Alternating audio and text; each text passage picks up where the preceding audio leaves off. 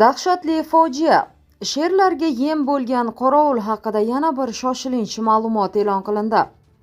O'tgan yil oxirida Toshkent viloyati Parkent tumanida joylashgan hayvonot bog'ida 3 ta sher bog' qorovulni yeb qo'ygan va buning ortidan Jinoyat kodeksining 257-moddasi mehnatni muhofaza qilish qoidalarini buzish bilan jinoyat ishi qo'zg'atilganda, mazkur ish jinoyat ishlari bo'yicha Parkent tuman sudida ko'rib chiqildi.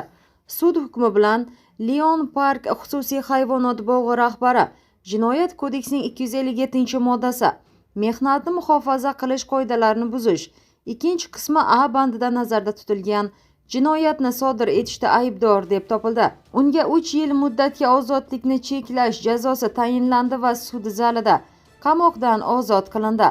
Ma'lumot uchun, ushbu dahshatli voqea 2024-yilning 17-dekabr kuni soat taxminan tonggi 5 larda sodir bo'lgan. Qorovul hayvonot bog'ida saqlanayotgan 3 ta Afrika sheri bor katakka videoga olish uchun kirgan.